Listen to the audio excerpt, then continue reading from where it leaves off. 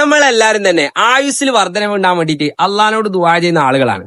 എന്നാൽ ഒരു വർഷത്തേക്ക് ആയുസ്സിന് അള്ളാഹു താല നീട്ടിത്തരുമെന്ന് മുത്തുനബി തങ്ങൾ വാഗ്ദാനം ചെയ്തിട്ടുള്ള ഒരു സുവർണ അവസരമാണ് നമ്മളിലേക്ക് ആഗതമാവുന്നത്. ഇമാം മുസ്ലിം റളിയല്ലാഹു അൻഹു റിപ്പോർട്ട് ചെയ്യുന്ന ഒരു ഹദീസിൽ കാണാം, സിയാമു യൗമി അറഫത അഹ്തസിബു അലല്ലാഹി അൻ യുകഫിറ സനത്തല്ലതി ഖബ്ലഹു വസനത്തല്ലതി ബഅദഹു. അറഫ ദിവസത്തിലുള്ള നോമ്പിനെ കുറിച്ച് ഞാൻ ഭാവിക്കുന്നത് കഴിഞ്ഞുപോയ ഒരു വർഷത്തെയും വരാനിരിക്കുന്ന ഒരു വർഷത്തെയും പാവങ്ങളെ അള്ളാഹു താല പുറത്തു തരുമെന്നാണ്. ഈ ഹദീസിന്റെ അടിസ്ഥാനത്തിൽ ചില പണ്ഡിതന്മാർ പറയുന്നുണ്ട്, അറഫ ദിവസത്തെ നോമ്പ് ഒരാൾ അനുഷ്ഠിച്ചു കഴിഞ്ഞാൽ പിന്നെ ഒരു വർഷത്തേക്കോ മരിച്ചുപോലാന്ന്. അതായത് വരാനിരിക്കുന്ന ഒരു വർഷത്തെ പാപങ്ങൾ അള്ള പുറത്തേരെന്ന് പറയുകയാണെങ്കിൽ ഒരു വർഷം ജീവിക്കേണ്ടവന്.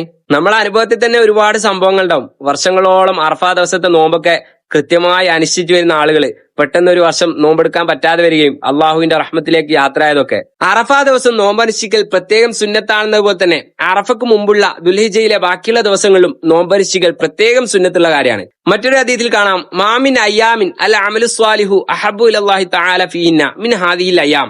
ഈ ദുൽഹിജ്ജ മാസത്തിൽ ആദ്യത്തെ 10 ദിവസത്തിൽ ചെയ്യുന്ന അമലുകൾ അള്ളാഹുവിലേക്ക് പ്രിയമുള്ളതുപോലെ വേറൊരു ദിവസത്തെ അമലും തന്നെ ഇല്ല. മാത്രമല്ല പരിശുദ്ധ ഖുർആൻ തന്നെ പവിത്രമാക്കപ്പെട്ട ഈ ദിനങ്ങളെ അനുസ്മരിക്കുന്നതായി കാണാം. ഒരു സൂറത്തിന്റെ ആരംഭം തന്നെ ഇങ്ങനെയാണ്, വൽ ഫജ്ർ വലയാലിൻ നശ്ർ വശഫ്ഇ വൽ വത്ർ. വൽ ഫജ്ർ പെരുന്നാളിന്റെ പ്രഭാതത്തെ സത്യം ചെയ്ത് ഞാൻ പറയുന്നു. വലയാലിൻ നശ്ർ ദുൽഹിജ്ജ മാസത്തിലെ തുടക്കത്തിലെ 10 രാത്രികളെ സത്യം ചെയ്ത് ഞാൻ പറയുന്നു.